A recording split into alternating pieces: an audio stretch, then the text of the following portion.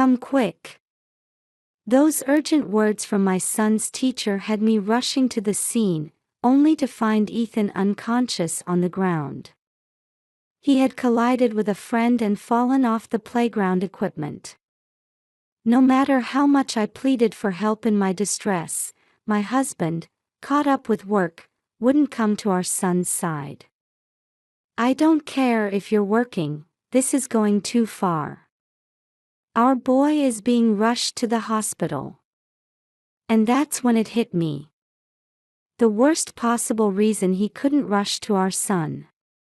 I'm Aria. I live with my husband Jasper and our elementary school-aged son, Ethan. Jasper works in the hotel industry and doesn't get weekends off, so he can rarely participate in Ethan's school events. Forget parent observation days, he's never even shown up for sports day. When we got the notice about the upcoming parent-child field trip over the long weekend, I figured he wouldn't be able to go, but I asked anyway. "Hey Jasper, there's a parent-child outing coming up over the holiday weekend." "The long weekend?" "No can do, I've got work." I knew, but it still left me feeling lonely. Talking to the other moms, it sounded like they were all making arrangements to participate as couples. Seems like every other family is going together as husband and wife. Some of the dads usually work weekends too, but it sounds like they're adjusting their schedules to get that day off. I mentioned this to Jasper without much hope, but he got visibly annoyed. "And? You're saying I should take off too? You know what my job is like, right?" "Yes, I know. Sorry." So Ethan and I reluctantly decided to go on our own. While most families participated as a trio, there were a few dads who came solo since mom was absent. I guess some wives do have work that keeps them away. I resolved not to mind what others thought and just have fun with Ethan. Still, I have to admit I started feeling a bit lonely once the kids ran off to play together. With the other moms there as couples, I found it hard to join in the conversation. As I sat there spacing out by myself, Ethan's teacher came rushing over in a fluster. "Ethan's mom. Come quick." "What? What's going on?" Ethan collided with a friend and fell off the playground. Ethan did. I hurried to the scene to find my son collapsed on the ground, out cold. His teacher immediately called an ambulance.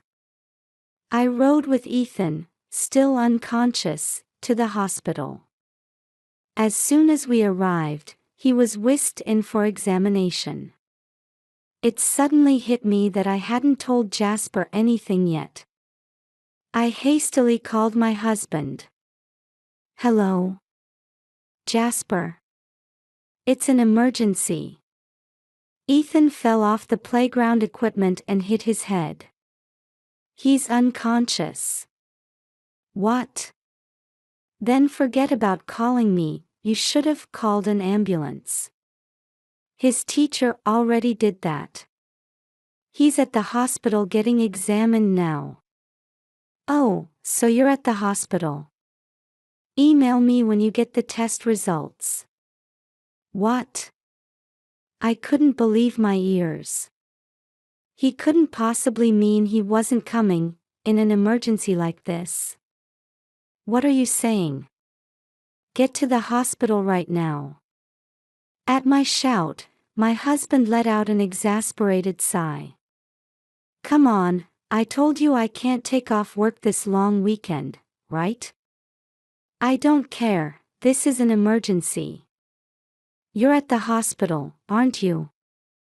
"Nothing I can do if I go there anyway." "Anyway, all we can do now is wait for the results, so contact me again when you hear something. Talk to you later." With that, Jasper hung up on me. I stared at my phone in blank shock. He wouldn't even rush over for a crisis with our son. As I stood there crestfallen, a man approached me. "Are you Ethan's mother?" "I'm Liam's father." It was the dad of Liam, the friend Ethan had collided with. I remembered he had come with just his son, his wife being absent. Liam's father bowed deeply to me.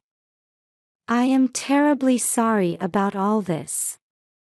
I hurriedly shook my head. The teacher told me Ethan and Liam ran straight into each other while running around.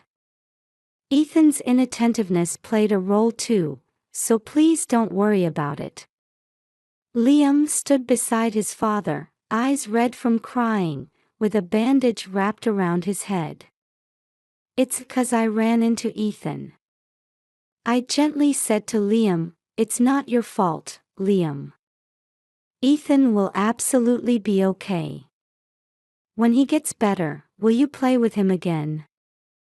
Liam nodded, still in tears. His father looked relieved as he thanked me. "Thank you for your kind words.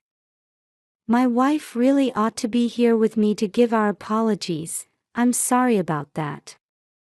"No, my husband can't get away from work either, so." "Is your wife also working?" "No," Liam's father hesitated a bit.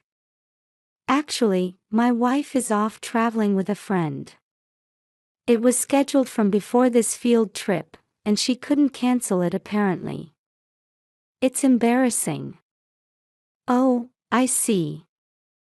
I've been trying to contact her repeatedly about the accident, but I can't seem to get through. I still haven't been able to tell her." Just as Liam's father finished saying this, his phone rang. "Oh, it's my wife. Excuse me for a moment." He rushed to answer it and apprised his wife of the situation. "So that's what happened. How soon do you think you can get here?" 2 hours. "But how will you get back? You can't drive yourself." "Oh, with your friend? That's good then. Okay, be careful." Hanging up, he reported to me with relief, "Sorry about that." I got in touch with my wife. She said a friend who had business near here will drive her over. It'll take about 2 more hours though. I see. Just then, I got an incoming call on my phone. "Oh, it's my husband. Pardon me." I excused myself and took the call. "Jasper, what is it?" "I'll be able to head over there after all. I'm off work in about 2 hours, then I'll come straight there." "Really? That's great." After I hung up, I updated Liam's father too. "My husband says he'll be here in about 2 hours as well. I'm glad we'll both be able to greet each other properly." At that point, I got called in by the doctor. The test results showed nothing wrong with Ethan. He had simply lost consciousness from the temporary shock, and now we just had to wait and see. Being told, "There's nothing wrong," wasn't exactly comforting when we didn't know when he would regain consciousness. Still feeling uneasy, I exited the exam room to find Liam's father waiting for me, cradling a sleeping Liam in his arms. To take our minds off things, we started chatting about each other's family situations. Liam's mother is a stay-at-home mom, but lately she's apparently been going out a lot with friends on weekday evenings and weekends. At those times, his father takes over the childcare. Since my wife watches Liam all day on weekdays, I figure the least I can do is let her have freedom in the evenings and on weekends. But if I knew this would happen, I should have made her cancel her trip for the field trip at least. Hearing his story, I couldn't help comparing him to Jasper. My husband goes off on his own to unwind not only on work weekends, but even on his days off during the week. In contrast, Liam's dad actively participates in parenting. I found myself confiding in him, venting about my husband. As we talked, a strange commonality suddenly struck me. Jasper and Liam's mom's activities were matching up at every turn. The days they couldn't attend events, the weekday evenings they'd go out, they were the same. Suspicion rising, I probed. Come to think of it, my husband went on a business trip to Shizuoka last month. Oh? When was that exactly? The first weekend of last month. My wife said she was going on a trip with a friend on that exact same weekend. She brought back souvenirs from Shizuoka. It couldn't be. He and I looked at each other in dawning realization. It had been nearly 2 hours since Jasper and the others had called. Jasper got in touch first. My husband says he's about to reach the parking lot, so I'll go meet him. Telling Liam's father that, I headed for the lot. Peering cautiously into the car, I saw the passenger seat was empty. I'd been half expecting Liam's mother to be with him. Escorting Jasper, who got out acting like nothing was amiss, I returned to Ethan's hospital room. After Jasper finished his greetings with Liam's father, Liam's mother showed up. I didn't miss how she and Jasper both froze for a second upon seeing each other. Jasper greeted Liam's mother as if nothing was wrong. Hello there. Thanks for always looking out for my son. At Jasper's nervous voice, Liam's mother hurriedly returned the greeting. Oh, yes. Hello. The pleasure is ours. Seeing the two of them like that, I decided to bait them a little. Have you met my husband before, Liam's mom? At that, Liam's mother blurted in a fluster, of course not. Why would we have met before? You don't have to deny it so adamantly. It wouldn't be odd for you two to have met at parent observation days or school events, right? That's impossible. I didn't know Jasper was my son's friend's father. I hadn't called my husband by name in front of her even once. She took the bait. This confirms it, she's guilty. At that point, I became convinced of my husband's affair with her.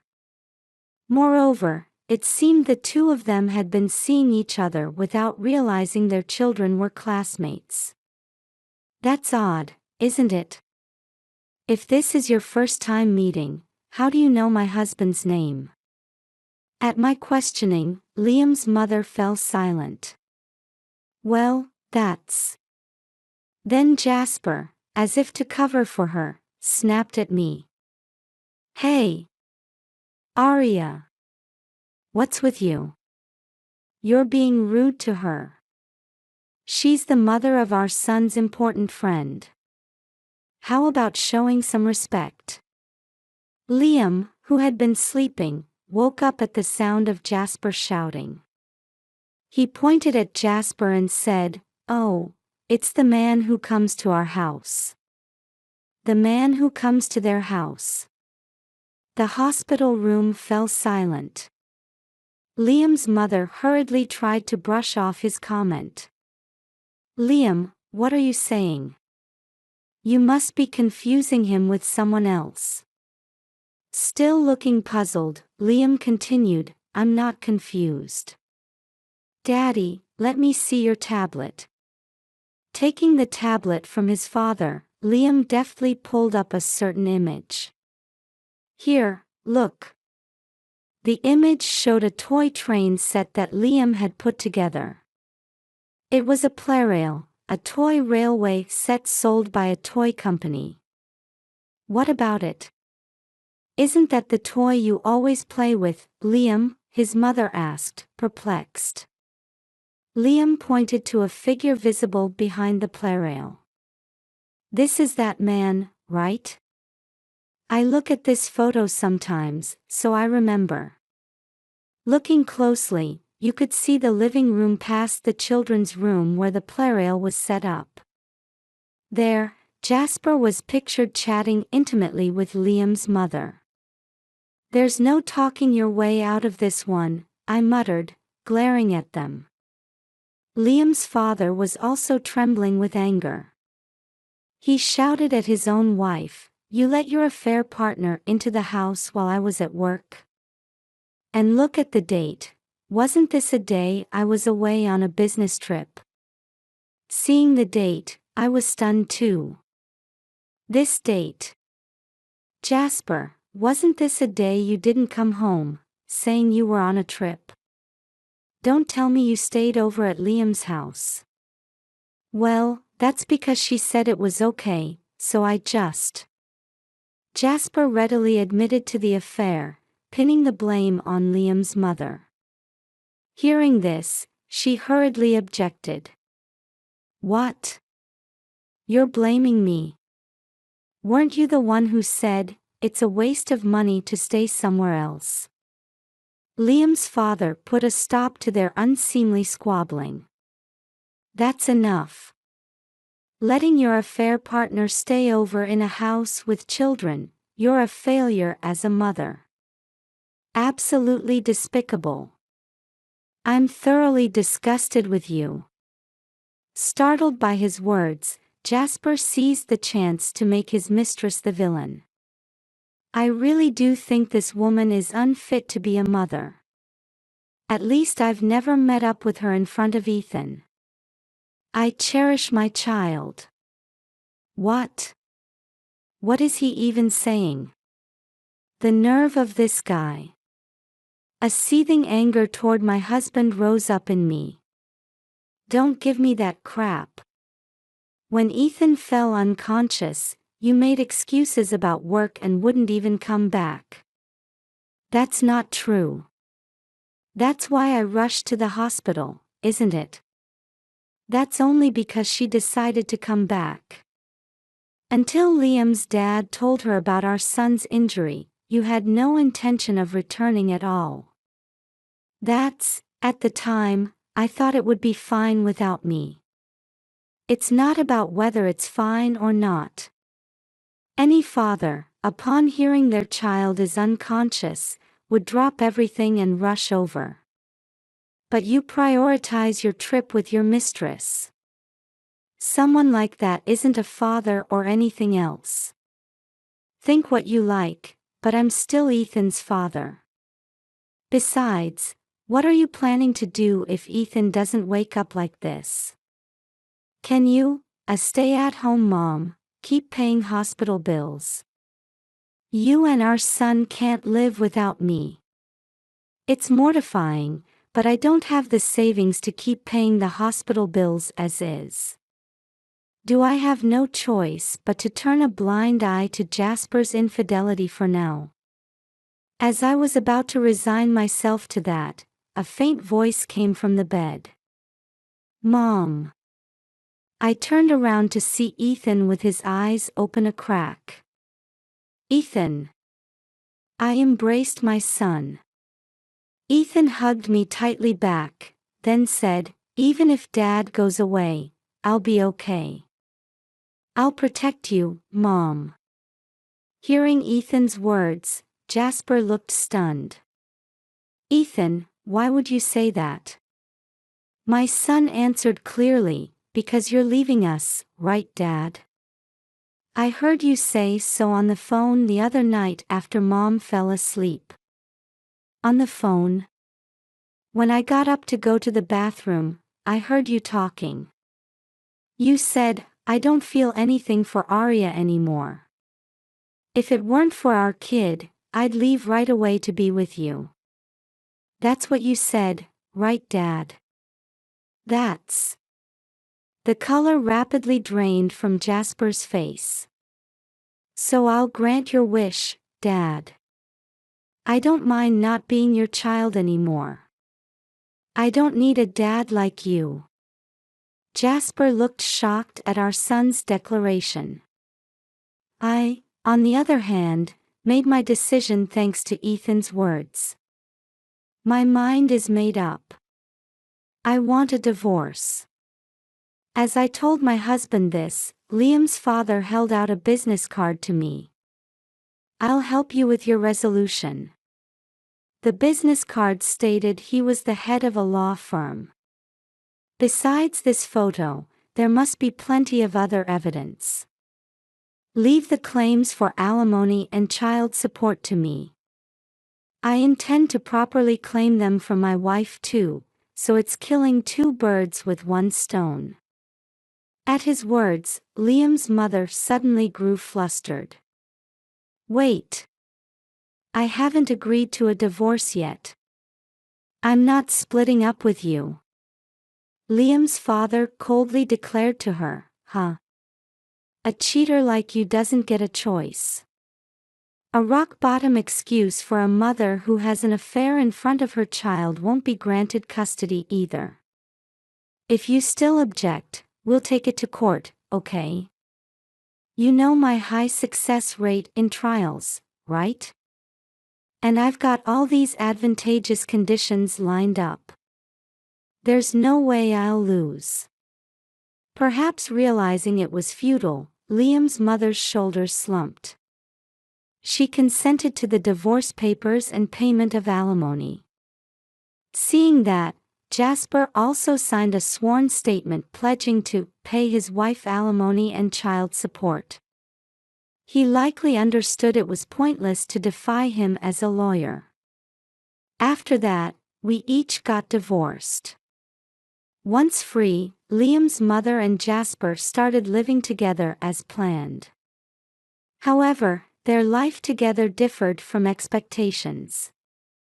Living under the same roof, they began suspecting each other of cheating with someone else, and their relationship turned sour. Tired of that dynamic, Jasper actually did cheat with another married person.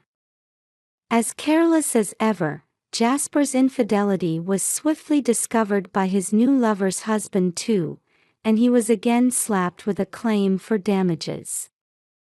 Liam's mother also cheated with someone else, but her affair partner just used her for money before casually dumping her. Liam's mother, having blown through her savings, and Jasper, now mired in debt from alimony payments, apparently continued dragging out their relationship, unable to split up while blaming each other. At this rate, it's clear they'll soon be too cash-strapped to get by. But I don't feel one bit sorry for them. They made their bed, now they can lie in it.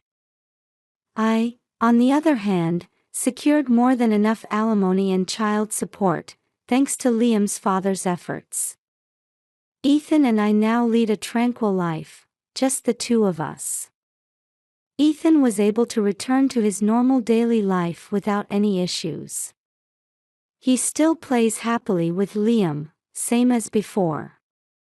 Liam's dad has become a valued confidant to me. We now have a relationship where I can talk to him about anything, more than just a fellow parent. One holiday, I decided to invite Liam and his father over for a dinner party. Ethan seemed excited too, eagerly helping out from the morning. Seeing the food laid out on the dining table, Liam's father kindly said with a gentle smile, "This looks truly delicious. Thank you for preparing such an elaborate meal." His words filled me with joy, making the cooking effort worthwhile. During the meal, Ethan and Liam regaled us with funny stories from school, laughing their heads off. My husband and I occasionally joined the conversation. I felt my heart swell with emotion, struck by how much my son had grown. After eating, while the children were absorbed in play, I leisurely enjoyed chatting with Liam's father over coffee in the living room. He's an irreplaceable presence with whom I can comfortably share my parenting concerns and sometimes get advice. I realize how truly blessed I am to spend peaceful holidays like this. I'm filled with gratitude that I can now lead a spiritually rich life, having overcome divorce. My heartfelt wish is to continue building a happy life together with Ethan, while also maintaining good relationships with Liam and his father.